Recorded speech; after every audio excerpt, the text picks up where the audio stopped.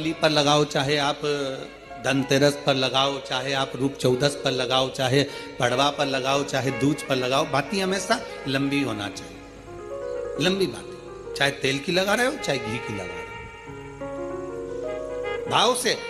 वैकुंठ ये सुंदर रूप चौदस की जो पूजन का विधान है, आपको धनतेरस की पूजन का जो विधान बताया था, धनतेरस की पूजन का जैसा विधान था, पहुंचकर पाटे को बिछाकर चौक पूर कर, जिस थाली में आपने स्वस्तिक बनाकर जो सिक्का रखा है, उसी में एक सिक्का और रखकर उसकी पूजन अर्चना करना है, वैसी की वैसी ही जैसा पहले कल कहा गया।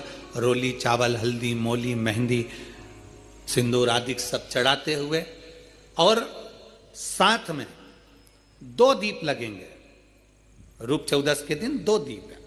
एक दीप है घी का, लंबी बत्ती का, जो लक्ष्मी जी के सीधे हाथ पर आएगा। दूसरा दीप है घी का दीप भी आटे का आएगा, और तेल का दीप भी आटे का आएगा। जो तेल का दीप लगेगा वो थोड़ा सा दिया बड़ा लेना, उसमें 4 लंबी लंबी बत्तियां रखना, सरसों का तेल या मीठा तेल या तिल्ली का तेल जो भी मिल जाए उसके अंदर डाल लेना।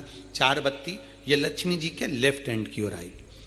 उसी आटे का तेल का जो दिया रहेगा उसके अंदर या तो पीली सरसों या काली सरसों, जो राई होती है, सरसों होती है, उसके थोड़े से दाने उसमें डाल दिए जाते हैं। लक्ष्मी जी का पूरा पूजन बड़े भाव से करिए, जल का छिटा दीजिए, रोली, चावल, मोली, हल्दी जो भी है आपके पास समर्पित करने के लिए पूजन की थाली में, वो समर्पित करिए। मीठे का भोग लगाइए, और भोग लगाने के बाद में बड़े प्रेम से 5 कमलगट्टे, 5 हल्दी की गठान, 5 अमर बेल के टुकड़े। अमर बेल होती है एक लंबी सी बेल, पेड़ों पर चलती है, पीले कलर की, जो कि पूरे पेड़ पर छाई रहती है। उसको कहीं पर भी डाल दिया जाए वो बढ़ती चली जाती है। वो हमारे वंश की वृद्धि के लिए, लक्ष्मी की वृद्धि के लिए श्रेष्ठतम मानी जाती है। 5 टुकड़े अमर बेल के, 5 हल्दी की गठान, 5 कमलगट्टे, दोनों हाथ में लेकर मां लक्ष्मी से प्रार्थना करते हुए उन सिक्कों पर समर्पित कर दीजिए। सिक्कों पर समर्पित कर कर जो घी का दिया लगाया है तुमने लक्ष्मी जी के सीधे हाथ पर, उसको उठाकर माता की आरती कर लीजिए।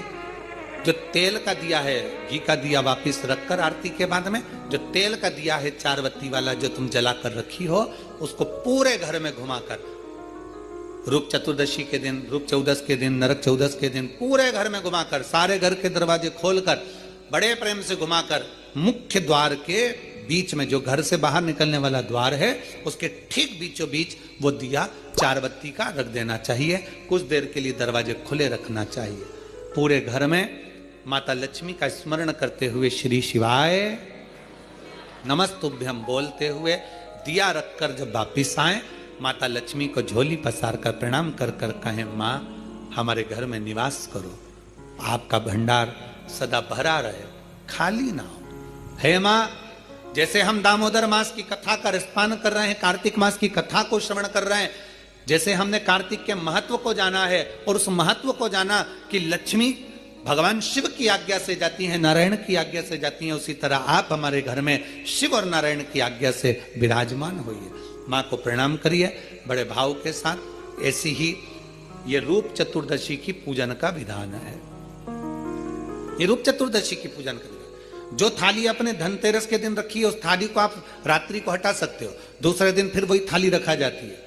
तीसरे दिन दीपावली का जो पर्व होगा, कल की कथा में आपको 2 बजे से 5 बजे तक जो कथा होगी कल की, आज की कथा तो 9 बजे से 10 बजे तक है, पर कल की कथा 2 बजे से 5 बजे तक होगी। 2 से 5 इसलिए रखी है क्योंकि उसमें 3 दिन की पूजन का विधान बताना है, एक दीपावली का, फिर पड़वा का, फिर दूज का। तो बड़े प्रेम से उस कथा को, कल की कथा को अपन 2 बजे से 5 बजे तक श्रवण करेंगे। भगवान को अपने हृदय की बात, अपने चित्त